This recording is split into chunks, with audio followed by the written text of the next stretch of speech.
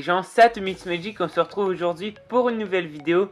J'ai la bonne nouvelle de vous annoncer que je débute une nouvelle série avec mon GFX Onis. Son Twitter sera en description. Merci beaucoup à toi mec, c'est grâce à toi si cette série peut débuter. Alors voilà, petite parenthèse terminée, on débute de suite avec la première troupe imaginaire. Donc, la série s'intitulera Troupe imaginaire sur Clash Royale. Alors, la première carte, c'est le petit magicien de niveau 12, rareté épique, type combattant. L'habit est jaune, comparativement au sorcier du moment, dont l'habit est bleu. Donc, le petit magicien est une troupe débloquable lorsque le papa sorcier et la maman sorcière seront en votre possession. Il est très malin et ne pourra que vous avantager.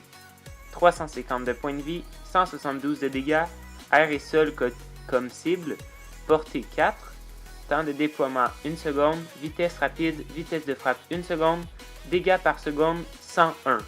Alors, qu'est-ce qui nous dit que cette carte ne sera pas sur le jeu un jour? On ne sait pas.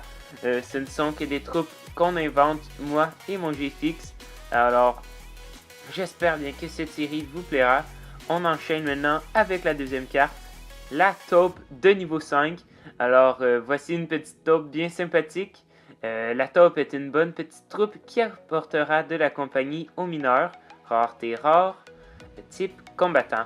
Donc, la taupe sera déployée en même temps que le mineur. Puis bon, ça lui apportera du soutien pour détruire une tour par exemple.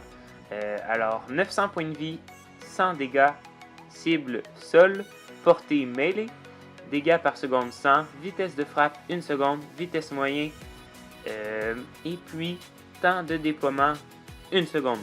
Alors, ça peut être bien sympathique si elle arrive un jour sur le jeu, on ne sait jamais. Alors, on enchaîne maintenant avec la troisième carte, le rempart de niveau 4, rareté commune type bâtiment. Le rempart se place sur un des deux petits ponts au centre du combat. Vous pourrez passer par-dessus, mais votre adversaire n'aura qu'une solution s'il veut passer de ce côté-là, le casser. 2500 points de vie, temps de déploiement 2 secondes. Alors, c'est une très bonne idée je trouve, car c'est vrai que les ponts sur Clash Royale pourraient bien servir à quelque chose. Donc, si on ajoute les remparts, ça pourrait leur donner un peu plus de punch. Alors, ça pourrait être très intéressant si les remparts font partie de Clash Royale. Alors, maintenant, on continue avec la quatrième carte. Le Cobra de niveau 6, rareté épique, type combattant.